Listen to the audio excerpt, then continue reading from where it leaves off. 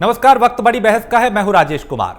UP का Baahubali don Mukhtar Ansari, जो एक तरफ रोपड़ जेल में अपनी सजा काट रहा है, तो दूसरी तरफ यूपी सरकार मुख्तार को वापस लाने के लिए दावपेच अपना रही है। लेकिन हर बार किसी ना किसी कानूनी पैतरे का इस्तेमाल करके मुख्तार बच निकलता है। ऐसा ही एक बार फिर हुआ। व्हीलचेयर पर मुख्तार अंसारी को मोहाली कोर्ट में पेश किया गया, जहां पंजाब सरकार ने कहा कि मुख्तार की हालत अभी ठीक नहीं है, लिहाजा उसे यूपी रवाना नहीं किया जा सकता। वहीं जिरह के बाद मुख्तार को एक बार फिर पंजाब की रोपड़ जेल में भेज दिया गया और कोर्ट की तरफ से 12 अप्रैल सुनवाई की अगली तारीख तय की गई। जाहिर है मुख्तार को लेकर यूपी और पंजाब सरकार में रार छिड़ गई है, लेकिन बाहुबली डॉन को वापस कैसे लाया जाएगा, आगे क्या होना है और एक अपराधी को एक राज्य से दूसरे राज्य तक लाने में और कितने जतन करने पड़ेंगे, ऐसे तमाम सवाल हैं जिसको लेकर आज हमारी अगले 1 घंटे की जो चर्चा है वो होने वाली है, जिसमें राजनीतिक पार्टियों के प्रवक्ता भी होंगे, राजनीतिक विश्लेषक भी होंगे और सुप्रीम कोर्ट के अधिवक्ता भी होंगे, जिनसे कानूनी तौर पर हम समझेंगे कि अब तक जो हुआ उसमें क्या और आगे इसमें क्या हो सकता है। तो मुख्तार अंसारी को लेकर पंजाब और यूपी सरकार एक तरीके से आमने सामने हैं और कई तरह के हलफनामे पंजाब सरकार की तरफ से दिए गए, क्योंकि उत्तर प्रदेश में लाने की कवायद जो है वो की जा रही है कि कैसे मुख्तार को यहां पे लाया जाए। कई केस हैं जिसमें उसको उसके तहत कस्टडी में लेकर पूछताछ करनी है। दूसरी तरफ ये कि सुप्रीम कोर्ट ने अभी आदेश दिया था कि 2 हफ्ते के भीतर उसे यूपी की जेल में शिफ्ट किया जाए, लेकिन एक बार फिर एक अड़ंगा इसमें लग चुका है। मोहाली कोर्ट में एक केस की सुनवाई में 12 अप्रैल अगली तारीख तय की गई है और अभी उसे रोपड़ जेल में ही रखा जाएगा। यानी जो तैयारियां की जा रही थी यूपी की जेल में लाने की, उसमें एक बार फिर ब्रेक लगा है। लेकिन ये कितना लंबा ब्रेक होगा, आगे क्या होगा, इसको भी हम समझेंगे। तो आखिर क्यों सियासत हो रही है मुख्तार के नाम पर, क्यों उसे बचाने की कोशिश की जा रही है, इसके पीछे क्या वजह हो सकती है और क्यों यह कहा जा रहा है कि वो उसका स्वास्थ्य इतना खराब है कि उसे पंजाब की जेल में तो रखा जा सकता है लेकिन यूपी की जेल में शिफ्ट नहीं किया जा सकता। तो समझेंगे कि आखिर अब आगे क्या होगा और क्यों 2 राज्य सरकारें एक अपराधी को लेकर आमने सामने है, मुख्तार अंसारी को लेकर आमने सामने है। क्योंकि पंजाब सरकार की तरफ से कई हलफनामे दिए गए जिसमें कभी उसके स्वास्थ्य का कारण बताया गया, कभी कोई दूसरा कारण दिया गया, उसे पंजाब में रखने की कोशिशें की गई।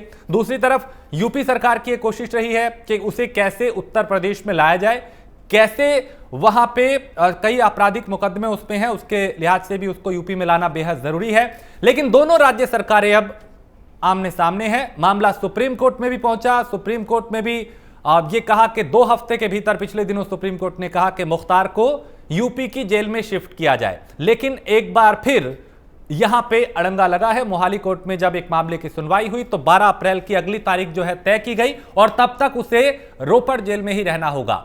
यानी साफ है कि अभी जो यूपी लाने की तैयारी की जा रही थी उसमें एक और ब्रेक लगा है। कम से कम 12 अप्रैल तक तो उसे यूपी नहीं लाया जाएगा, उससे पहले तो उसे पंजाब की रोपड़ जेल में ही, जहां वो पहले था वहीं पे रखा जाएगा। लेकिन बड़ी बात यह कि आखिर ऐसा क्यों हो रहा है, क्यों आखिर यूपी में शिफ्ट करने से डरा जा रहा है, क्यों उसके हवाले, यूपी सरकार के हवाले मुख्तार को नहीं किया जा रहा, क्यों यूपी की जेल में शिफ्ट नहीं किया जा रहा, आखिर ऐसा क्या डर है, क्या वजह है? क्योंकि उत्तर प्रदेश में अपराधियों को लेकर, अपराध को लेकर सरकार की नीति एकदम साफ है। हमने कई एनकाउंटर देखे, कई मुठभेड़ देखी, कई बदमाशों को ढेर किया, कईयों को सलाखों के पीछे पहुंचाया। मंशा साफ है अपराध पे लगाम लगाने। विकास दुबे प्रकरण हुआ, उसके बाद भी कई तरह के सवाल उठे एनकाउंटर पे भी, लेकिन जो हुआ उसको लेके भी एक तरीके से एक मैसेज देने की कोशिश की गई। अपराधियों में भी एक डर है कि यहां पे जो ठोक दो की नीति है वो ज्यादा अमल में लाई गई है। कई एनकाउंटर हुए हैं, कई बदमाश उसमें ढेर किए गए, कईयों को सलाखों के पीछे पहुंचाया गया, कईयों ने खुद आत्मसमर्पण कर दिया कि कैसे अपराध पे लगाम लगे, ये कोशिश सरकार की रही है। क्या यही एक वजह है कि यूपी शिफ्ट नहीं किया जा रहा, यूपी की जेल में नहीं मुख्तार को भेजा जा रहा? और आखिर अब क्या रास्ता अपनाया जाएगा, आगे क्या कानूनी पैंतरा हो सकता है, उसे भी हम समझेंगे। हमारे साथ एक वरिष्ठ पैनल जुड़ चुका है जिसमें अश्वनी शाही हैं, प्रवक्ता भारतीय जनता पार्टी के, अजय अरोड़ा हैं, प्रवक्ता कांग्रेस के, और सूर्य प्रकाश है, राजनीतिक विश्लेषक। इसके अलावा अश्वनी दुबे हैं, सुप्रीम कोर्ट के अधिवक्ता हैं। सबसे पहले अश्वनी जी, मैं आपके पास आऊंगा। अश्वनी दुबे जी, कानूनी एंगल इसमें हम समझेंगे, क्योंकि सुप्रीम कोर्ट ये कहता है कि 2 हफ्ते के भीतर उसको यूपी की जेल में शिफ्ट किया जाए। अब मोहाली में सुनवाई होती है तो कहा जाता है कि 12 अप्रैल को अगली सुनवाई होगी, तब तक रोपड़ जेल में रखा जाए। कानूनी एंगल क्या है, ऐसी अड़चने क्यों आ रही है, आगे क्या हो सकता है? देखिए, बहुत बहुत धन्यवाद राजेश जी। यह बात समझनी होगी कि देश के अपेक्स कोर्ट ने अपने 26 मार्च के फैसले में बहुत क्लियर कहा कि अगर उत्तर प्रदेश सरकार को 2 हफ्ते के अंदर मुख्तार अंसारी को देना ही होगा और पंजाब से वहां शिफ्ट करना होगा, नंबर 1 जी। नंबर 2, ऐसी कौन सी परिस्थितियां हैं कि एक गैंगस्टर को, एक अपराधी को एक पर्टिकुलर स्टेट में संरक्षण मिल रहा है। यहां आपको यह समझना होगा कि ये मुख्तार अंसारी के ऊपर तमाम वो धाराएं लगी हुई हैं जो संगीन धाराएं हैं, आपराधिक प्रकरणों में वो संलिप्त हैं और गैंगस्टर के रूप में जाने जाते हैं। सुप्रीम कोर्ट के फैसले के बाद पंजाब के जो जेल मंत्री का स्टेटमेंट है कि हमें आदेश का इंतजार है, तो यह कहना गलत है, क्योंकि सुप्रीम कोर्ट में जिस समय आर्ग्यूमेंट चल रही थी, उस आर्ग्यूमेंट के समय पंजाब सरकार ने कस्टडी नहीं देने की गुजारिश की थी उस समय। तो अगर ये कहना कि उनको ऑर्डर्स का जो है पता नहीं है, ये तो एक अतिशयोक्ति होगी, नंबर 1। नंबर 2, चूंकि अभी डिस्ट्रिक्ट कोर्ट के सामने सुप्रीम कोर्ट का ऑर्डर लेकर के उत्तर प्रदेश गवर्नमेंट नहीं पहुंची है, लिहाजा सुप्रीम डिस्ट्रिक्ट कोर्ट ने अपने आप उसमें डेट लगा दी। परंतु जैसे ही उत्तर प्रदेश गवर्नमेंट या उत्तर प्रदेश की पुलिस वहां पहुंचेगी, तो ये उनको कस्टडी देना उनकी मोरल, लीगल, एथिकल और कानूनी जिम्मेदारी बन जाती है। उसको कोई डिनाई नहीं कर सकते हैं। और मैं समझता हूं कि किसी भी क्रिमिनल को प्रोटेक्ट करने का काम स्टेट का नहीं होता है। जब कोई क्रिमिनल किसी के अगेंस्ट मुकदमे चल रहे होते हैं, तो उस समय कोर्ट्स डिसाइड करती हैं कि उसकी क्या रूपरेखा होगी, उसको छोड़ा जाएगा, नहीं छोड़ा जाएगा, जमानत दी जाएगी या नहीं दी जाएगी। तो ये जो टैंट्रम लेकर के कि कभी व्हील चेयर पर जाना, किसी उस पर जाना, मैं समझता हूं कि ये सुप्रीम कोर्ट के 26 मार्च के आदेश का वायलेशन है, आदेश की अवहेलना है। इसमें सर आगे क्या हो सकता है, क्योंकि अब 12 अप्रैल तक का ये कहा गया है कि वो रोपड़ जेल में रहेगा। हालांकि पिछले दिनों अभी सुप्रीम कोर्ट ने कहा था कि 2 हफ्ते का भीतर उसे यूपी जेल शिफ्ट करना होगा, तो वो 2 हफ्ते का वक्त तो निकल जाएगा 12 अप्रैल तक। दूसरी चीज ये कि अब आगे कानूनी तौर पे क्या हो सकता है, अगली सुनवाई के बाद तय होगा कि आगे क्या होगा। राजेश जी, अभी शायद पंजाब के जेल मंत्री का स्टेटमेंट आपने नहीं सुना। पंजाब के जेल मंत्री ने कहा कि अभी कोर्ट का ऑर्डर लेकर उत्तर प्रदेश पुलिस हमारे पास मुख्तार अंसारी को लेने के लिए नहीं आई है। जो जेल मंत्री सुखविंदर सिंह रंधावा हैं, उन्होंने कहा कि अभी तक चूंकि पुलिस जो है कस्टडी लेने के लिए उत्तर प्रदेश की हमारे पास नहीं आई है, जब उस ऑर्डर आएगा तो उस समय मुख्तार अंसारी को उत्तर प्रदेश सरकार को हैंड ओवर कर दिया जाएगा। तो जब ऐसी परिस्थितियों में अभी तक मांगा ही नहीं है, तो नेचुरली जो कोर्ट ट्रायल कर रही है उस कोर्ट ने उस कस्टडी को हटा दिया। प्लस यह समझना होगा कि मुख्तार अंसारी के ऊपर 14 आपराधिक मामले हैं और उन 14 आपराधिक मामलों में मुख्तार अंसारी को ट्रायल फेस करने के लिए, विटनेसेस को फेस करने के लिए, प्रॉपर स्मूथ फंक्शनिंग के लिए यह जरूरी है कि वो वहां पर उसका ट्रायल चले। तो उत्तर प्रदेश की कोर्ट है। तो अभी जब जेल मंत्री का स्टेटमेंट है, यानी मामला साफ है कि जिस दिन पुलिस उत्तर प्रदेश की पहुंचेगी वो उनको मोरली और लीगली उनको देना ही होगा। अश्विनी शाही जी, आप लोग लगातार तैयारी कर रहे हैं कि मुख्तार को कैसे यूपी की जेल में लाया जाए, लेकिन यहां एक बार फिर एक अड़चन आई है। दुबे जी ने, जो सुप्रीम कोर्ट के वरिष्ठ अधिवक्ता हैं, उन्होंने बहुत कायदे से समझाया। कोर्ट का मामला है और माननीय, मेरा कुल मिलाकर इसमें ये देखना है कि माननीय सुप्रीम कोर्ट के आदेशों की अवहेलना पंजाब सरकार या मुख्तार अंसारी के बस का नहीं है रोकना। हाँ, वो हो सकता है कि उत्तर प्रदेश की पुलिस वहां जाएगी, वहां पर जब वो दिखाएगी सुप्रीम कोर्ट का जो आदेश है वो वहां पर जेल में दिखाएगी तो लाया जाएगा। अब पेच दूसरा भी फंसेगा, क्योंकि एक दूसरी भी सूचना अभी आई है कहीं से आप ही लोगों के द्वारा कि पंजाब सरकार में इतनी दहशत है कि उत्तर प्रदेश सरकार के ऊपर कई सवाल उठे हैं। तो वहां पर पंजाब सरकार ने यह भी कहा था कि हम लोग लेकर आए थे तो हम बांदा जेल तक शिफ्ट भी करेंगे। तो अब पंजाब सरकार शिफ्ट करेगी, अब पंजाब सरकार के बस का नहीं है कि मुख्तार अंसारी को वहां रोक लें। जितना प्रश्रय देना था कांग्रेस को, वहां पर कांग्रेस उनको दे चुकी है। अब मामला आ गया है माननीय सुप्रीम कोर्ट के पास, इसलिए बहुत ज्यादा अब विलंब नहीं हो सकता। राजेश, ठीक है। अजय जी, क्यों आखिर 2 सरकारें आमने सामने आ गई हैं, एक क्रिमिनल को लेके, एक अपराधी को लेके, कभी हवाला दिया जाता है हलफनामा देकर के उसका स्वास्थ्य ठीक नहीं है, कभी कोई दूसरी वजह बताई जा रही है। आखिर क्यों ऐसा कोशिश की जा रही है कि उसे यूपी शिफ्ट ना किया जाए? राजेश जी, अपराधी अपराधी होता है, ये कहना उचित नहीं होगा। जैसे भारतीय जनता पार्टी के साथी ने बात की और कांग्रेस की बात की, 2 सरकारों की बात की, 2 राज्यों की बात की। मैं अश्विनी दुबे जी की बात से इत्तेफाक रखता हूं कि न्याय प्रक्रिया, कानूनी प्रक्रिया कानून से चलेगी। और जिस प्रकार से उत्तर प्रदेश की सरकार को जाना पड़ेगा, जो इस बार उपस्थित नहीं हुई हैंड ओवर लेने के लिए, तो कहीं ना कहीं उत्तर प्रदेश सरकार की भी चूक रही। हाँ। और कानून ये कहता है राजेश, दोनों सरकारों को इसमें बिल्कुल अनुशासन से काम करना पड़ेगा और कोऑर्डिनेशन, समन्वय स्थापित करना पड़ेगा। जब तक कोऑर्डिनेशन नहीं होगा, इस प्रकार के आरोप प्रत्यारोप लगते रहेंगे। हाँ। उत्तर प्रदेश आरोप लगाएगी पंजाब सरकार पे, पंजाब लगाएगी उत्तर प्रदेश के, वो लेने नहीं आए। तो मैं चाहता हूँ ये तू मैमा खत्म करके जो कानूनी प्रावधान है, जो अश्विनी दुबे जी ने बताए, उसका पालन होना चाहिए। और अब की बात जो 12 अप्रैल की तिथि हुई है, डिसाइड हुई है, उससे उत्तर प्रदेश सरकार को बिल्कुल अपनी जिम्मेदारी निभाते हुए, हम एक दोषी के लिए कर रहे हैं, एक अपराधी के लिए। तो अपराधी किसी का भी नहीं होता, ना किसी प्रदेश का होता है। अपराधी सबका अपराधी है। अपराधी पंजाब के लिए भी अपराधी है, अपराधी उत्तर प्रदेश के भी अपराधी है, अपराधी महाराष्ट्र के लिए भी अपराधी है, अपराधी मध्य प्रदेश के लिए भी अपराधी है। हाँ।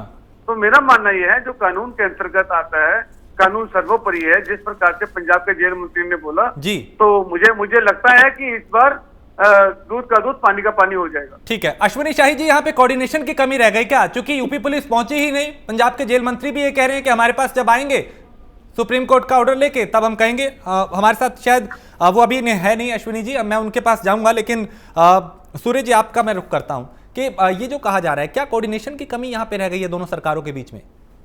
ऐसा नहीं है राजेश जी की कोऑर्डिनेशन की कमी है।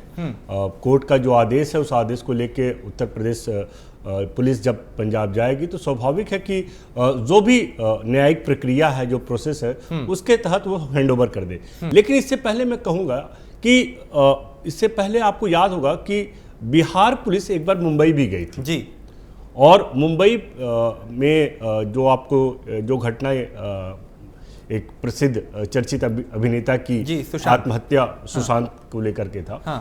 तो उसमें एक बड़ा विवाद हुआ। हाँ। तो ये अब देखने वाली बात यह है कि पंजाब सरकार क्या वाकई हैंडओवर कर रही है या उसका कोई रास्ता निकाल रही है कि उसको बचाने का प्रयास कर रही है। नंबर एक। दूसरी बात, जो मुख्तार अंसारी हैं वो बाहुबली ऐसे नहीं बन गए। हाँ। बाहुबली बनने और उनकी जो बैकग्राउंड रहा और जो पृष्ठभूमि मिली, वो उत्तर प्रदेश से मिला।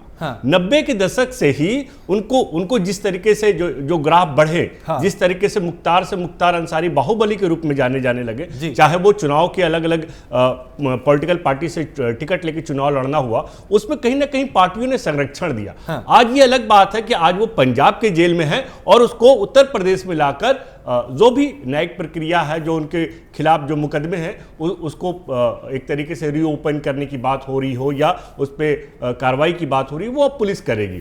लेकिन कहीं ना कहीं संरक्षण 90 के दशक से लेकर जो पिछले 30 वर्षों में जिस तरीके से दिया गया, वो भी कोई उचित नहीं है। हाँ। तो मुख्तार अंसारी को आखिर अब कैसे लाया जाएगा? चूंकि एक बार फिर अब यहां पे अड़चन आती हुई दिखाई दे रही है। सुप्रीम कोर्ट ने कहा था कि 2 हफ्ते के भीतर यूपी की जेल में शिफ्ट किया जाए, लेकिन मोहाली कोर्ट में जब सुनवाई हुई तो 12 अप्रैल अगली तारीख तय की गई है। हम समझने की कोशिश कर रहे हैं कि आखिर आगे क्या होगा और क्यों अड़चनें आ रही हैं, क्यों रुकावट पैदा की जा रही है, क्यों 2 सरकारें आमने सामने हैं। अश्विनी दुबे जी, कानूनी तौर पे आप जिस तरीके से बता रहे हैं उसे हमारे दर्शक भी समझ पा रहे हैं कि आखिर अब तक क्या हुआ और आगे क्या होगा, लेकिन क्या वाकई आपको लगता है कि यहां 2 सरकारों के बीच में कोऑर्डिनेशन की कमी रही है जिस वजह से ये हालात बने, या इसके पीछे कोई और एंगल भी हो सकता है? देखिए, दो बातें हैं। पहली बात तो ये है कि आज जो मुख्तार अंसारी के रोपड़ में पेशी थी, वो पेशी थी जो इन्होंने फिरौती मांगी थी और जो जबरन वसूली का मामला था, उस मामले में आज चार्जशीट फाइल हुई थी। और ये डेट सुप्रीम कोर्ट के ऑर्डर की कॉन्सिक्वेंस में नहीं फिक्स हुई है।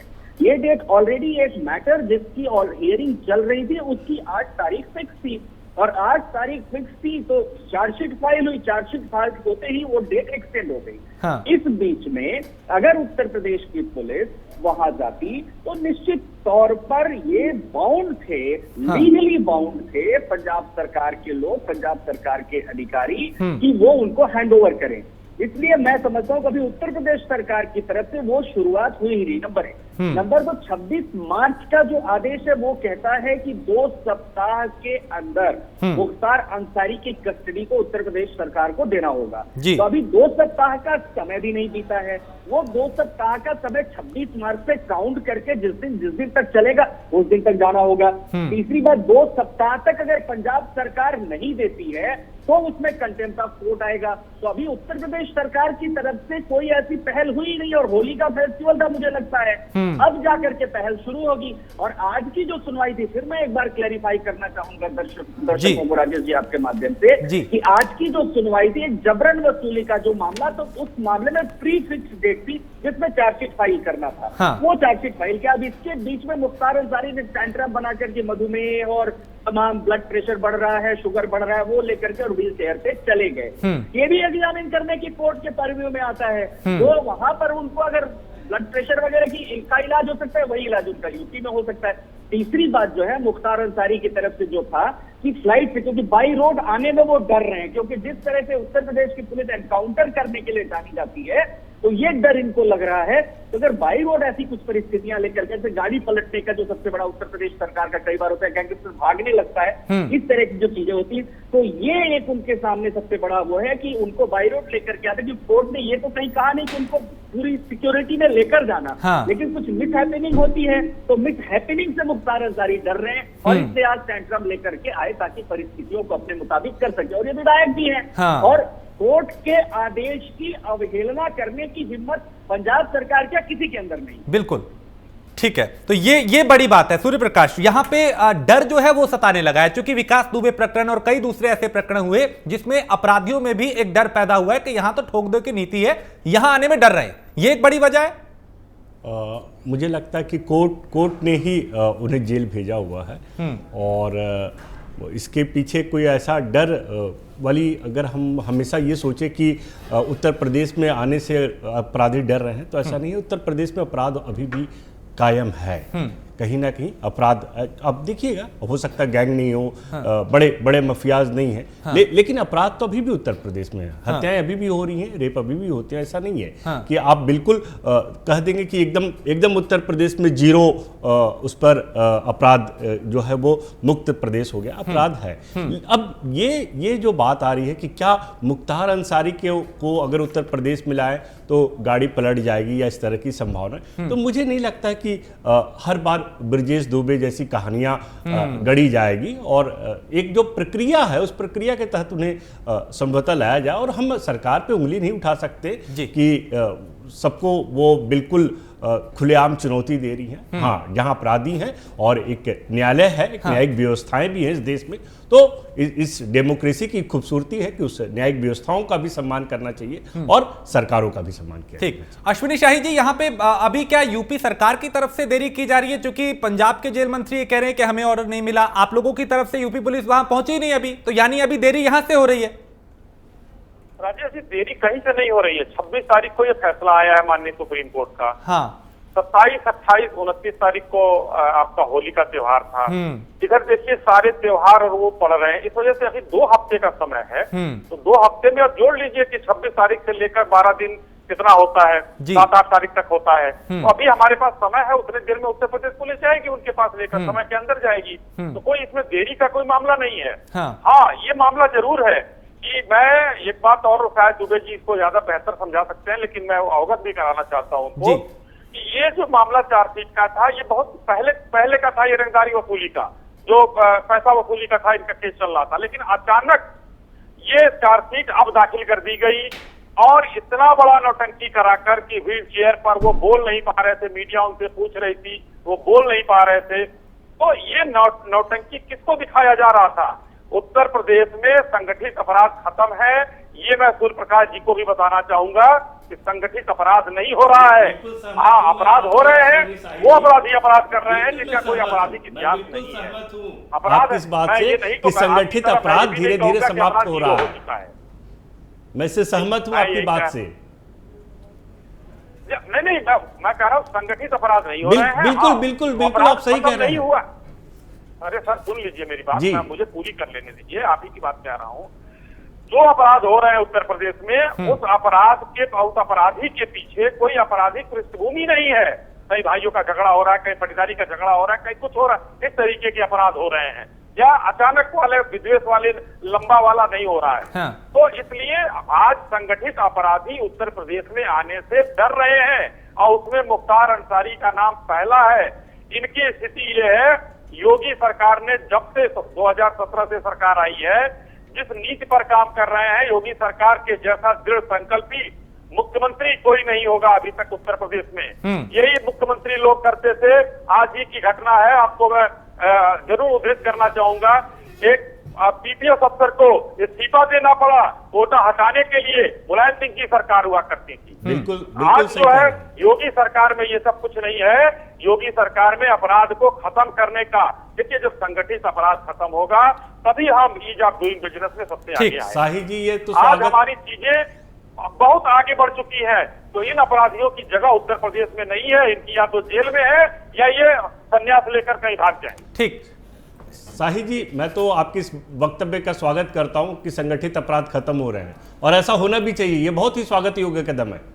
अजय जी, मैं दुबे जी आपके पास आऊंगा, लेकिन अजय पहले मैं आपका रुख करूंगा। और चूंकि आपने कई बार सरकार की तरफ से हलफनामा वहां पे गया कोर्ट में, और स्वास्थ्य का कारण दिया गया। आज मैं पढ़ रहा था तो उसमें मुख्तार अंसारी ये कह रहा है कि मुझे तो पंजाब सरकार ने फंसाया, कांग्रेस ने फंसाया। देखिए राजेश जी, किसने फंसाया और किसने नहीं फंसाया ये न्यायालय तय करेगा। और दूसरी बात, अभी भारतीय जनता पार्टी के साथी ने बोला अपराध प्रदेश के बारे में, अपराध प्रदेश मतलब उत्तर प्रदेश के बारे में, कि अब संगठित अपराध नहीं होते, छोटे मोटे अपराध अब भी होते हैं।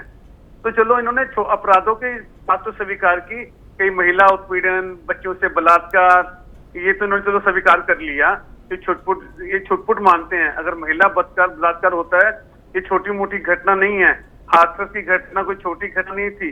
खैर, मैं उस विषय पे नहीं आना चाहता, ना कोई व्यक्तिगत टिप्पणी देना चाहता हूँ। ये जरूर तय है जो आपने मुझसे प्रश्न किया, हर दोषी के लिए कोई भी सरकार हो, मैं आरोप नहीं लगा रहा उत्तर प्रदेश की सरकार को ना पंजाब की सरकार को। अपराधी होता है, जो अपराध के तहत जो जुर्म होता है उसके तहत सजा तय होती है, और उसी के तहत पंजाब काम कर रहा है। पंजाब बड़ा डिसिप्लिन्ड है, और पंजाब ने तो देने के लिए कहा था, वो तो उत्तर प्रदेश की सरकार नहीं पहुंची, उत्तर प्रदेश की टीम नहीं पहुंची। पता नहीं उत्तर प्रदेश की नीयत पे केवल प्रश्न उठता है। ये प्रश्न उठता जरूर है कि उत्तर प्रदेश खाली हाथ क्यों गई या गई क्यों नहीं लेने के लिए। तो उत्तर प्रदेश का जवाब उत्तर प्रदेश देगी। मुझे लगता है कि शाहिद के पास का उत्तर नहीं होगा, ना इन पे कोई अथॉरिटी होगी। तो ये अथॉरिटी लेके अगर डिबेट में आते हैं तो पूछे क्यों नहीं गए और क्यों नहीं लिया, और भविष्य में कब जाएंगे। जैसे 2 हफ्ते का समय है, तो कब पहुंचेंगे, इन्हें कोई जानकारी है? मेरा प्रश्न ये है। अश्विनी शाही जी, आपसे 2 बातें मैं बताना चाहूंगा। 2 हफ्ते का समय है तो हम लोग मीडिया ट्रायल करके और अपने सरकार और प्रशासन शासन को कटघरे में न खड़ा करें। वो अपना काम कर रहे हैं, और हमसे आप अपना काम बेहतर कर रहे हैं, मैं अपना काम कर रहा हूँ। पुलिस प्रशासन अपना काम कर रही है। अभी 2 हफ्ता बीता नहीं है, अगर बीत जाता तो आपका सवाल लाजमी था। दूसरा, मैं आपको बताना चाहूंगा कि आपने अभी जो कहा अपराध प्रदेश, तो मैं आपको आपकी बातों की निंदनीय मतलब भर्त्सना करता हूँ। अपराध प्रदेश आप कहिए, राजस्थान को क्यों नहीं कहा आपने अपराध प्रदेश, जहां आज महिलाओं के सबसे ज्यादा अपराध हो रहे हैं? आपको कहना चाहिए। पंजाब को आपने क्यों नहीं कहा? लेकिन उत्तर प्रदेश में जब अपराध कम किया जा रहा है, पिछली सरकारों में जिस तरीके से अपराध होते थे, मैंने जो कहा उसको शायद आपने सुना नहीं। आजकल जो अपराध हो रहे हैं, मैंने उत्तर प्रदेश बहुत बड़ा प्रदेश है, बस 22-23 करोड़ से ऊपर की आबादी है, पाकिस्तान से बड़े देश है हम लोग। उसके बाद इतना अंकुश लगा पाना बहुत बड़ा सराहनीय कदम है। ठीक है, मैंने बहुत स्पष्टता से स्वीकारा इसको कि अपराध अभी जो है छिटपुट हो रहे हैं, और आप लोगों ने हाथरस और ये और वो सबकी जांच हो रही है। अजय टिप्पणी करना चाह रहे हैं बहुत शॉर्ट में। अजय जी, ब्रेक लेना है मुझे। अजय अरोड़ा, बहुत शॉर्ट टिप्पणी कीजिए। बिल्कुल शाहिद जी, मेरी बात को अन्यथा न लेंगे, मैंने इनको कोई पीड़ा कोई दर्द नहीं दिया, और वो उन्होंने लास्ट के पहरे में जो लास्ट के सेंटेंस में कह भी दिया कि छोटे मोटे अपराध होते हैं। मैं बता दूं, जो मैंने इतिहास में पढ़ा है, मैंने भी थोड़ा अध्ययन किया है, अपराध होता है, अपराध छोटे बड़े नहीं होते, और अपराधी होता है। ये अगर ये बोलते कि अपराध बिल्कुल समाप्त हो गया है उत्तर प्रदेश से, तो मानता। और जहां तक इन्होंने बच्चों की बात की, राजस्थान की बात की, महिला उत्पीड़न में उत्तर प्रदेश पहले नंबर पे आता है। मैं कोई उत्तर प्रदेश में सबसे ज्यादा बलात्कार की केस है वकील साहब, आप फिर से अपना ज्ञान स्पष्ट कीजिए। मैं आपके ज्ञान पर प्रश्न नहीं लगा रहा हूँ, लेकिन फिर से अपने को अपडेट कीजिए। सॉफ्टवेयर आपका थोड़ा सा लग रहा है पीछे चल रहा है। राजस्थान 1 नंबर में है, सब बलात्कार की घटनाएं राजस्थान में सबसे ज्यादा हो रही है। मैंने थोड़ा सा अपडेट कर लीजिए। आप समझे नहीं शाही जी, मैंने बलात्कार के साथ बोला महिला उत्पीड़न। महिला देखिए, ये हम सबके लिए शर्मनाक है कि किसी भी राज्य में अगर महिलाओं के साथ इस तरीके से हो रहा है, या हम ये कहें कि हमारे राज्य में कम है, आपके राज्य में ज्यादा है, ये भी मुझे लगता है कि हम सबके लिए शर्मिंदगी की बात है। बात हो रही है मुख्तार पर्रार की, चूंकि मुख्तार अंसारी को यूपी लाने की जो कवायद है वो तेज की जा रही है, लेकिन कोई ना कोई कानूनी पैच बीच में आ रहा है जिसकी वजह से रुकावट पैदा हो रही है। लेकिन हम समझेंगे कि आखिर अब आगे क्या होगा, रास्ता क्या है और कितना मुश्किल कितना आसान है। अश्विनी दुबे जी, अब क्या वाकई इतनी आसान बात है कि यूपी सरकार या यूपी पुलिस वहां पे पंजाब जाएगी, वारंट दिखाएगी, या सुप्रीम कोर्ट का जो आदेश है वो दिखाएगी और वहां से मुख्तार को यूपी पुलिस के हवाले कर दिया जाएगा? रास्ता इतना आसान है या फिर अभी और मुश्किलें बाकी हैं? देखिए, रास्ता अपेक्स कोर्ट के डिसीजन के बाद कोई भी सबऑर्डिनेट कोर्ट जो है किसी को भी बाध्य होती है, कानूनी तौर पर जुडिशियल प्रोप्राइटरी होती है, तो उसके मुताबिक ये ट्रायल कोर्ट की रिस्पॉन्सिबिलिटी होती है या किसी भी एडमिनिस्ट्रेशन की रिस्पॉन्सिबिलिटी होती है कि अपेक्स कोर्ट के फैसले का सम्मान हो और पालन हो। यहाँ 2 बातों को हम मर्ज कर रहे हैं।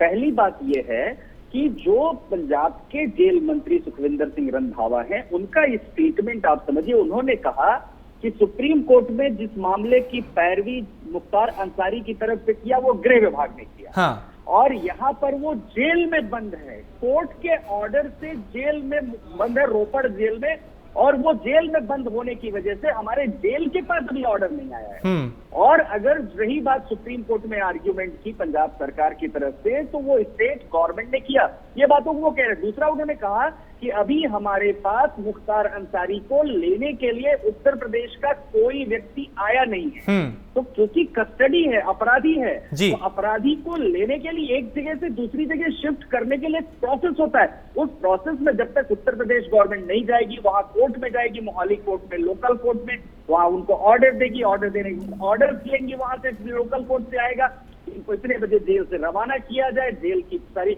अनपूर्ति होगी, उसके बाद उनको लेकर के वहां से जाया जाएगा। और आज जो पेशी थी, आज एक प्री निर्धारित, पूर्व से निर्धारित एक मामले की पेशी थी।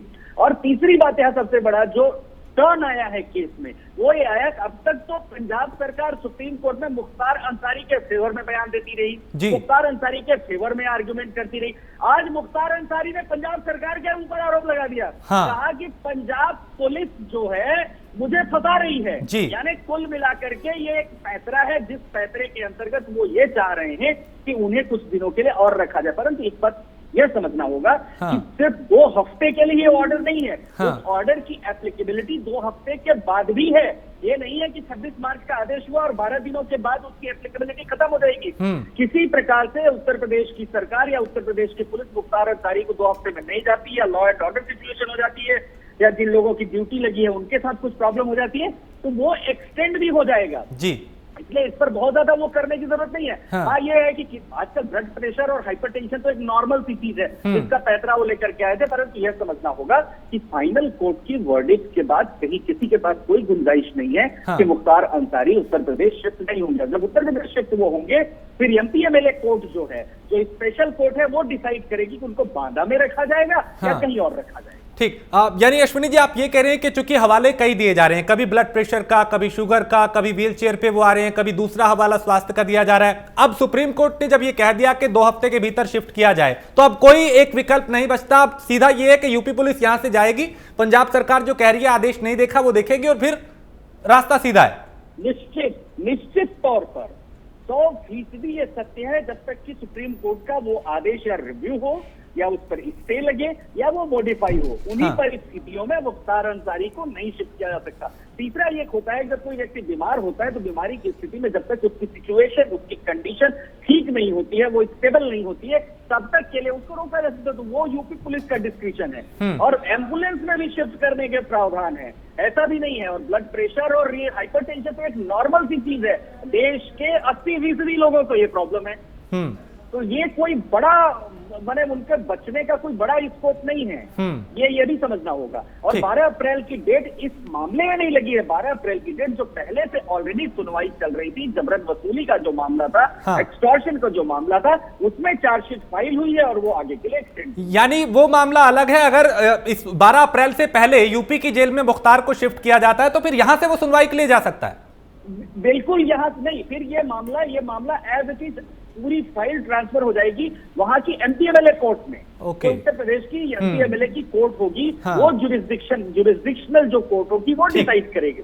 ठीक, यही वो बारीकियां हैं जो अभी तक संशय जिन पे बना हुआ था, जिनसे आप एक एक करके पर्दा उठा रहे हैं। सूर्य प्रकाश जी, जो उत्तर प्रदेश के अगर अपराध की बात हो रही थी, अभी आप दोनों दलों के प्रवक्ताओं को सुन रहे थे, कांग्रेस और बीजेपी आमने सामने थे अपराध को लेकर, लेकिन क्या वाकई उत्तर प्रदेश में मौजूदा वक्त में अपराध पे और अपराधियों को लेकर जो सरकार की नीति है वो एकदम साफ है, जिसका असर दिखाई दे रहा है? बिल्कुल सही कह रहे हैं राजेश जी। जो सरकार की नीति है वो स्पष्ट दिखती है। हम 2020 के जो डेटा और आंकड़े को देखते हैं अपराध को लेकर के, तो स्वाभाविक है कि कहीं ना कहीं उसमें गिरावट है, वो कम हुआ है। लगभग 40 to 50% तक अपराध कम हुआ है। अश्वनी जी अभी कह रहे थे कि संगठित अपराधियों को लेकर, तो ये बिल्कुल सही बात है कि उत्तर प्रदेश में जिस तरीके से माफिया राज हुआ करते थे या गुंडा थे, या जिस तरीके से जो लोग संगठित होकर अपराध को बढ़ावा देते थे या चलाते थे और एक तरीके से ऑपरेट करते थे, उसका कहीं ना कहीं सफाया हुआ है। चाहे अतीक अंसारी की बात हो रही हो, या मुख्तार अंसारी पे नकेल कसने की बात की जा रही हो, या ब्रजेश दुबे की बात हो रही हो, तो कहीं ना कहीं ये चीजें तो हैं, स्पष्ट है कि अपराध कम हुए हैं। लेकिन हमें ये भी देखना चाहिए कि कहीं ऐसा ना हो कि जो आंकड़े सरकार ने पिछले साल जारी किए थे उसको लेकर बड़ा एक पॉलिटिकल घमासान भी हुआ था। तमाम विपक्ष की जो पार्टियां थी उन्होंने हो हल्ला भी मचाया था। लेकिन हमें ये इस बात पे भी गौर करना चाहिए कि क्या अपराध थाने में रजिस्टर्ड हो रहे हैं या नहीं हो रहे हैं, दर्ज हो रहे हैं या नहीं हो रहे हैं। अगर दर्ज हो रहे हैं और आंकड़े सही आ रहे हैं तो ये वाकई बहुत ही सरकार का जो कदम है वो सराहनीय है। इसके लिए सरकार को साधुवाद कि जिस तरीके से अपराधियों को नकेल कसने की जो प्रयास है, जो मुहिम है, उसमें वो सफल रही। लेकिन हमें जो आम आदमी है, जिसको वाकई अपराध मुक्त चाहिए, क्या वो भयमुक्त वातावरण से बाहर निकल पाया या नहीं निकल पाया, ये भी देखना। अश्विनी शाही जी, एक बड़ी बात है कि अपराध पे लगाम लगाने की बात की जा रही है, संगठित अपराध को रोकने की, खत्म करने की बात की जा रही है। अपराध हो रहा है, आपराधिक घटनाएं हो रही हैं, उससे इनकार नहीं किया जा रहा। लेकिन जो आम आदमी प्रदेश में रह रहा है, क्या वो अब खुद को सुरक्षित महसूस कर पा रहा है? उसमें जो भरोसा होना चाहिए था शासन प्रशासन के प्रति, वो जागा है? राजेश जी, बिल्कुल भरोसा बढ़ा है। और उत्तर प्रदेश में इस समय लोग भयमुक्त होकर जी रहे हैं। ऐसा कहीं नहीं है कि कोई भययुक्त समाज है। जैसा कि अभी मैंने थोड़ी देर पहले कहा, मैं आंकड़ों के हिसाब से बता दूं कि राजस्थान में 295% की बढ़ोतरी हुई है अपराध में, और केरल में 256% की बढ़ोतरी हुई है, और उत्तर प्रदेश में घटा है अपराध। तो इसलिए मैं आज ये कह रहा हूं कि उत्तर प्रदेश में एक भयमुक्त समाज की कल्पना आप कर सकते हैं। हाँ, आज अभी और काम करने की जरूरत है, जिस पर माननीय योगी जी के नेतृत्व में हम लोग काम कर रहे हैं। सरकार पूरी तरीके से एक दृढ़ संकल्प है कि उत्तर प्रदेश से हम भयमुक्त समाज और अपराध मुक्त वातावरण पैदा करेंगे। दूसरी बात आइए, अभी मुख्तार अंसारी की बात हो रही थी, और अभी बड़ा ही एक मतलब हास्यास्पद चीज दिखी। वो वहां से आना नहीं चाहते। पंजाब की सरकार ने पहले भेजना नहीं चाहा, उन्होंने पंजाब की सरकार ने मना किया था उत्तर प्रदेश नहीं भेजेंगे। पंजाब सरकार का एक मंत्री उत्तर प्रदेश आता है, वो सभी लोगों ने देखा, उसकी चर्चा करना कोई बहुत जरूरी नहीं है। आज जो घटना हुई, आज एक एम्बुलेंस जाती है रोपड़ जेल से लेकर उनको कोर्ट। उस एम्बुलेंस का नंबर आप अपने लोगों से कहिए राजेश जी कि उसका नंबर देखें। उसका नंबर था यूपी का। वो मुख्तार अंसारी की पर्सनल एम्बुलेंस है। वो अपने पर्सनल एम्बुलेंस से जेल से और अदालत तक आते हैं। ये पंजाब सरकार ये व्यवस्था दे सकती है, उत्तर प्रदेश सरकार ये व्यवस्था नहीं दे सकती है। आज उत्तर प्रदेश सरकार में इन्हीं कारणों से ये लोगों की हैसियत नहीं है, हिम्मत नहीं है इन अपराधियों की कि उत्तर प्रदेश के अंदर कदम रखने की कल्पना भी कर सके। यही सब कारण है जो ये लोग भागना चाहते हैं। पंजाब की सरकार के सामने वो अपना लगा रहे हैं कि भाई पंजाब की सरकार फंसा रही है। आज व्हील चेयर का मतलब वो 6 फीट का छरारा आदमी जो कि मतलब स्पोर्ट्समैन भी है, आज वो व्हील चेयर पर चल रहा है। इतनी तबीयत कौन सी खराब हो गई? ये सारी चीजें एक क्या कहते हैं कपोल कल्पित चीजें हैं, जिसको दिखाया जा रहा है कि हमको किसी बहाने ना लाना पड़े। अभी देखिएगा, हो सकता है कुछ दिन में कोरोना ना हो जाए उनको। लेकिन अश्विनी शाही जी, इसके पीछे वजह क्या हो सकती है? आखिर क्यों पंजाब सरकार ये चाह रही है कि मुख्तार अंसारी को यूपी के हवाले नहीं करना है? इसके पीछे क्या वजह हो सकती है? इसके पीछे की वजह हमारे कांग्रेस के साथ ही बता सकते हैं कि अमरिंदर सिंह के बेटे से मुख्तार का कौन सा व्यापारिक समझौता है, कौन सा व्यापारिक रिश्ता है, अमरिंदर सिंह से कौन सा रिश्ता है, कांग्रेस से उनका कौन सा रिश्ता है। ये बता सकते हैं कि कांग्रेस क्यों साथ दे रही है। वहां उनकी उनका जो राज चल रहा है इस समय, उसमें वो कमी नहीं होने देना चाहते हैं। राजेश जी, पिछली सरकारें यहाँ थी, यहाँ गाजीपुर जेल में चाहे अन्य जेलों में उनका दरबार लगा करता था। उनके मतलब वो कुत्तों के साथ खेला करते थे। डीएम और एसपी वहां पर पिछली सरकारों में जाकर उनके साथ बैडमिंटन खेला करते थे। वो सारी सुविधाएं उत्तर प्रदेश सरकार की योगी जी के नेतृत्व में खत्म हो गई हैं। उनको यहाँ आम कैदी की तरह रहना पड़ेगा। इसलिए ये सब दहशत है जो ऐशो आराम छोड़ के कोई नहीं आना चाहता है। राजस्थान की सरकार उनके बेटों की शादियां करवाती है। ये देखिए, ये सब चीजें हो रही है। अजय जी, इस पे आप जवाब दीजिए, क्योंकि कई बड़ी बातें अश्विनी शाही ने यहाँ पे कही है। अजय अरोड़ा। बिल्कुल राजेश, हमें जोश में होश नहीं खोना।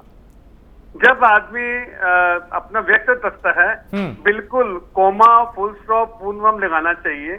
एक सांस में बोलेंगे तो गलती करेंगे कोई ना कोई। इन्होंने बात की थी उत्तर प्रदेश की भी, और इन्होंने आंकड़े दिए उत्तर प्रदेश में अपराध घटा है। और एक सूर्य प्रकाश ने अच्छा प्रश्न उठाया था, सूर्य प्रकाश जी ने ये उठाया था कि केस रजिस्टर्ड भी होने चाहिए।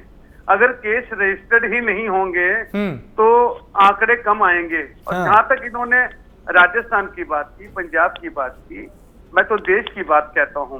मैं तो कहता हूं अपराधी अपराधी होता है। इन्होंने गाड़ी के नंबर की बात की। अरे इतना ध्यान आप उत्तर प्रदेश में दो, बच्चियों पे दो और केस रजिस्ट्रेशन पे दो, तो आपको पता लगेगा कि राजनीति करना कि उनके बेटे से संबंध है और हम बोले योगी जी से संबंध है, आदित्यनाथ योगी से संबंध है। ये बात जब तक प्रमाणित ना हो। अगर मैं आदित्य योगीनाथ जी पे, जो गोरखपुर के महाराज भी हैं, मैं उन पे आरोप लगाऊं तो बिना तथ्यों के, बिना सबूतों पे आरोप नहीं ले सकता। आपके पास कोई सबूत होने चाहिए। मुंह से या नहीं हुई, जबकि मुंह से कुछ भी बोल दे, मैं आपके बीच में नहीं बोला। आपकी जीवा है, आपके मुंह पे सरस्वती है, आप कुछ भी बोल सकते हैं। आप आजाद हैं क्योंकि आप भाषण भी दे रहे हैं बीच में डिबेट में, तो आप कुछ भी बोल सकते हैं। सीधे तथ्यों पे बात कीजिए, प्रमाण सहित बात कीजिए, तो डिबेट में मजा आएगा, मुझे लगता है। ठीक है, मैं आपको बता देता हूँ। आप इसको काटिए कि राजस्थान में उनके बेटे का निकाह हुआ या नहीं हुआ। पहला मेरा सवाल, इसका जवाब आपसे लूंगा। दूसरा, पंजाब के सरकार के मंत्री यहाँ आए और मुख्तार अंसारी के लोगों की गाड़ी में वो गए कि नहीं गए, इसका जवाब दीजिए। तीसरा मैं जवाब देना चाहूंगा, आज के मुकदमे दर्ज करने की जहां तक बात है, आप नोएडा में बैठे हैं, दिल्ली में बैठे हैं, ऑनलाइन मुकदमे उत्तर प्रदेश में दर्ज हो रहे हैं। इसमें कहने की कोई बात नहीं है। मुकदमे ऑनलाइन आप दर्ज करा सकते हैं, वो दर्ज हो रहे हैं। ठीक है। अभी आप तो कुलदीप सेंगर की पार्टी से आते हैं। आप तो कुलदीप सेंगर वाली पार्टी को चाहिए। मैं अटल बिहारी वाजपेयी की, श्यामा प्रसाद मुखर्जी की पार्टी से आता हूँ। मैं कुलदीप सेंगर की नहीं आता हूँ। आप कुलदीप सेंगर की आपकी पार्टी से आती होंगी प्रियंका गांधी और राहुल गांधी। अडवाणी जी के नहीं हो? नरेंद्र मोदी जी की पार्टी से आता हूँ। अच्छा, बट अडवाणी जी के नहीं हो? मुरली मनोहर जोशी जी के नहीं हो आप? अरे जिनको अलग कर दिया, आपने, आप उनके नहीं हो। नहीं, आपने आदरणीय लाल कृष्ण आडवाणी जी का नाम ले लिया, आपने मुरली मनोहर जोशी जी का नाम लिया। अरे मुरली मनोहर जोशी जी का नाम ले लिया आपने। आप अपनों के नहीं हो। पहले अपनों के बनो, दूसरों की सोच लेंगे। पहले आप अपनों के बनो, दूसरों की सोच लेंगे। ठीक है, देखिए, मैंने व्यक्तिगत मुद्दे पे आइए, वापस मुद्दे पे आइए। कौन किसकी पार्टी का है, किसकी पार्टी में कितने अपराधी हैं, कौन आरोपी है, सब हमारे सामने है। यहाँ एक ब्रेक के लिए मैं रुकूंगा। ब्रेक के उस पार अश्विनी दुबे जी के पास चलेंगे। अभी कई सवाल हैं मुख्तार अंसारी से जुड़े हुए, जिसपे कई बारीकियां हैं जिससे पर्दा उठना बाकी है। तो मुख्तार अंसारी पर रार है और यूपी बनाम जो पंजाब सरकार है वो यहां पे मसला बना हुआ है। लेकिन हम ये समझने की कोशिश कर रहे हैं कि आखिर अब आगे क्या होगा। सुप्रीम कोर्ट के आदेश के बाद मोहाली कोर्ट ने जो तारीख तय की गई है उसके बीच क्या कुछ होने वाला है। तमाम सवाल ऐसे थे जिनका कईयों का तो जवाब मिला, कुछ अभी बाकी हैं। अश्विनी दुबे जी, एक बात यहां पे कही गई है अश्विनी शाही की तरफ से कि मुख्तार अंसारी आज जिस एम्बुलेंस में आया वो विशेष उसकी एम्बुलेंस थी, यूपी नंबर था उस पे। क्या ऐसा संभव है कि एक अपराधी जो जेल में है वो अपनी एम्बुलेंस खुद प्रोवाइड करा पाए, वो अपनी ऐसी कोई हेल्प ले पाए, सहायता ले पाए? देखिए, इस बात से रूल आउट नहीं किया जा सकता है, क्योंकि अगर उत्तर प्रदेश के एक गैंगस्टर के ऊपर जो उत्तर प्रदेश की जेल में बंद है उसके खिलाफ पंजाब में मुकदमा दर्ज होता है जबरन वसूली का, उसके पीछे लॉजिक सिर्फ इतना है कि उत्तर प्रदेश सरकार ने अपराधियों का सफाया करना शुरू किया था। चाहे जितने भी उत्तर प्रदेश के अपराधी रहे हों, चाहे वो विकास दुबे रहे हो, चाहे वो सुंदर भाटी रहे हो, चाहे जितने सब जो है अलग अलग तरीके से, कोई कहीं शरण ले रहा था तो लोग अपनी बेल कैंसिल करवा करके जो बेल हुई थी वो वापस जा रहे थे, बेल बॉन्ड नहीं फर्निश कर रहे थे सर, क्योंकि जेल उनके लिए। ठीक है अश्विनी जी, मैं एक सेकंड में माफी चाहूंगा, आपको रोकूंगा, मैं दोबारा आपके पास आता हूं। लेकिन हमारे साथ पूर्व डीएसपी शैलेंद्र सिंह जी जुड़े हुए हैं, उनसे बात करते हैं। शैलेंद्र जी, मुख्तार अंसारी को लाने की कवायद की जा रही है, तेज है, यूपी की जेल में शिफ्ट किया जाएगा, लेकिन जो अड़चने आ रही हैं उसे आप कैसे देखते हैं? आगे सर इसमें क्या होगा, कैसे मुख्तार को लाया जाएगा? देखिए, मुख्तार को इन लोग बार बार हेल्थ ग्राउंड के आधार पर लाने से मना कर रहे हैं, ठीक है, लेकिन अगर यूपी सरकार, क्योंकि सुप्रीम कोर्ट में मामला गया और वहां से डायरेक्शन मिला है कि 2 हफ्ते में भेजा जाए यूपी जी, तो एक इन लोगों को सिंपल एप्लीकेशन और लगा दें वहां माननीय न्यायालय, सर्वोच्च न्यायालय के यहाँ, कि इनका जो हेल्थ का पूरा जांच है ये केवल पंजाब के गवर्नमेंट के डॉक्टर्स न करें, एम्स के डॉक्टर का पैनल जाके उसको चेक करके वो बतावे कि सही है कि नहीं सही है। 2 मिनट में इनका सब पोल पट्टी खुल जाएगी, वापस आ जाएंगे। तो ये कोई बहुत बड़ी बात नहीं है, इनको तो अंततः वापस लखनऊ आना ही पड़ेगा उत्तर प्रदेश में। हाँ। ये बच नहीं सकते हैं आप।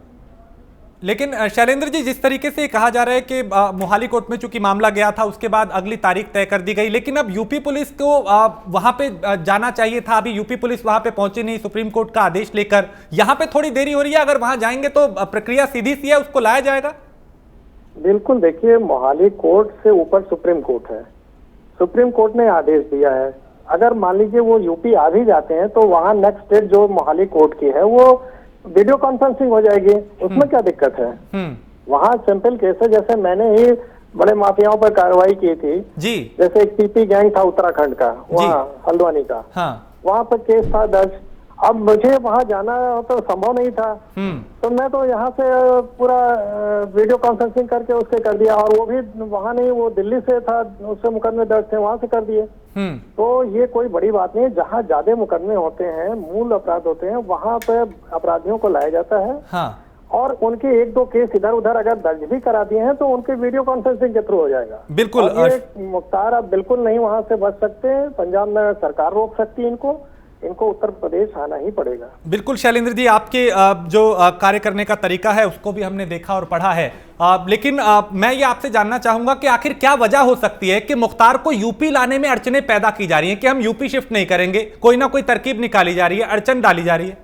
देखिए, मुख्तार ने अवैध संपत्ति का इतना बड़ा साम्राज्य खड़ा कर लिया है कि आज वो, जैसे उस समय 2004 में मुलायम सिंह ने इसको प्रोटेक्ट करने की कोशिश की, आज वही काम ये उसी पैसे के बल पे पंजाब सरकार से करा रहा है।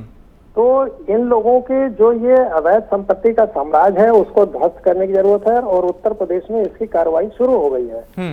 माननीय योगी जी के निर्देश में तमाम इनके जो अवैध कब्जे थे वो ध्वस्त किए गए, सरकार ने वापस ले लिए। तो इनका जिस दिन अवैध साम्राज्य का ये किला ढह जाएगा, ये पूरी तरह से इन लोग ध्वस्त हो जाएंगे, और इन लोग, कोई ऐसा नहीं होता कि बहुत बड़े माफिया हैं, बहुत दिलेर होते हैं, ये केवल और केवल प्रदेश सरकार या जो भी जहाँ की सरकार का प्रोटेक्शन होता है उसकी वजह से इन लोग यहाँ रहते हैं, इस तरह नाम हो जाता है, यानी सत्ता का संरक्षण इन्हें होता है। लेकिन शैलेंद्र जी, एक चीज मैं ये समझना चाहूंगा कि पहले के वक्त में, चूंकि आपने भी कई अपराधियों को पकड़ा, कई केस सॉल्व किए, कई चीजें देखी आपने, आपका अनुभव अच्छा खासा रहा है, पहले के वक्त में और आज में कितना बदलाव आप देखते हैं उत्तर प्रदेश में? देखिए, उत्तर प्रदेश में पहला बदलाव तो मैंने यही देखा जब ये सरकार आई और जब माफियाओं पर इस तरह की कार्रवाई शुरू हुई, तो किसी ने अनुमान नहीं लगाया था कि इन पे कार्रवाई होगी, क्योंकि इन लोग कोई भी सरकार हो, हर सरकार में कहीं ना कहीं अपना सेटिंग वेटिंग करके पैसे के दम पे अपना बच जाते थे और मनमानी करते थे, चाहे वो जेल के अंदर हो और चाहे जेल के बाहर हो। इनका पूरा साम्राज्य निर्बाध गति से चलता था। लेकिन योगी जी के समय में जब ये आए तो योगी जी ने इन पे एक्शन लेना शुरू किया और योगी जी ने आते ही कहा था कि जो गुंडा राज हमारे पहले कायम था उसको खत्म करूंगा। और उस कार्रवाई की कड़ी में इन लोगों का एक एक करके साम्राज्य गिरने लगा।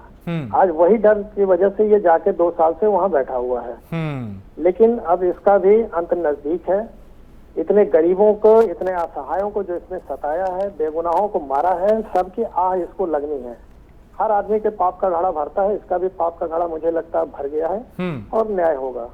चलिए, बहुत शुक्रिया शैलेंद्र सिंह जी प्राइम न्यूज को वक्त देने के लिए, बात करने के लिए। तो ये पूर्व डीएसपी शैलेंद्र सिंह को आप सुन रहे थे, जिन्होंने कहा कि अब जो इसका पाप का घड़ा है मुख्तार अंसारी का, वो भर चुका है और अब इंसाफ होगा। अश्विनी जी, आपको मैंने रोका था, आप बात पूरी कर रहे थे, मैं अभी आपको वक्त देता हूं, आप अपनी बात पूरी करें।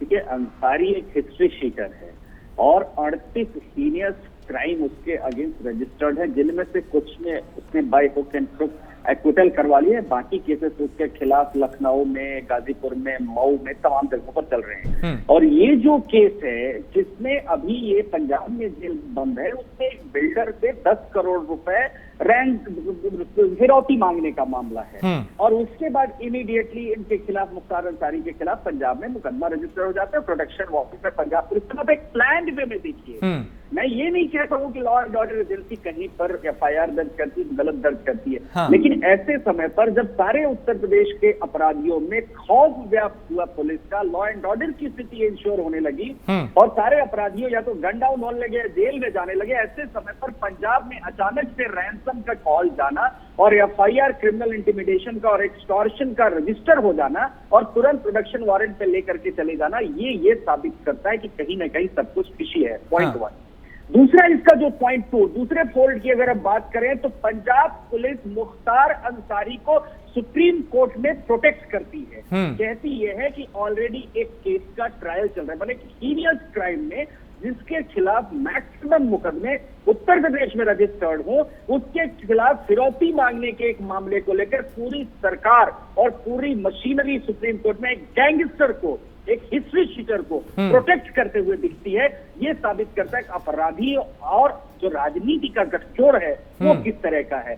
तीसरे फोल्ड की अगर हम बात करें, तीसरी आर्ग्यूमेंट वो ये है कि जो मेडिकल रिपोर्ट्स हैं, मेडिकल रिपोर्ट्स उसी तरह के डॉक्टर्स, उसी स्पेशलिस्ट तमाम तरीके से उत्तर प्रदेश में मौजूद है और कोर्ट की अगुवाई में एक पैनल बन भी सकता है।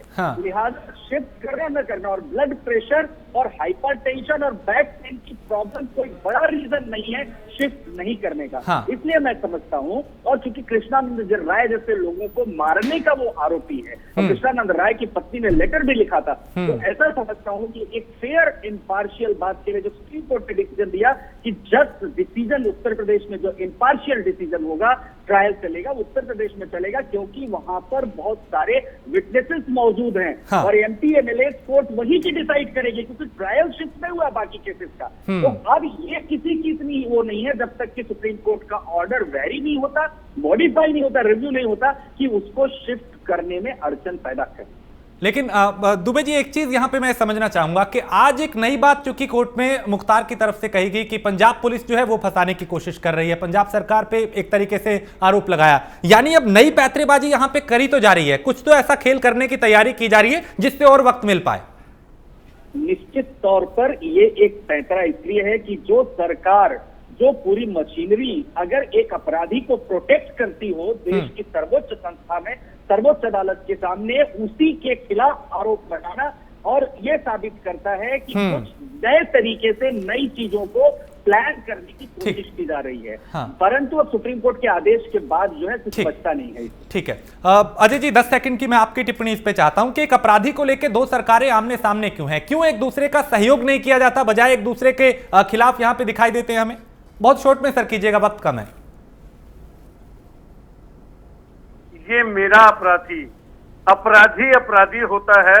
मैं पुनः कहूंगा कि दोनों सरकारें कोऑर्डिनेशन करके अपराधी को उचित जगह पे पहुंचाएं और उत्तर प्रदेश सरकार इनिशिएटिव ले और जहां तक अश्विनी दुबे जी ने बात की और शैलेंद्र जी की मैंने बात सुनी थी, जो मेडिकल के लिए भी अपना पैनल अपने डॉक्टर्स ले आके, चाहे ब्लड प्रेशर की हो चाहे डायबिटीज की हो, इन्होंने सारे तर्क दे दिए। उन तर्कों के आधार पे हो जाना चाहिए फैसला।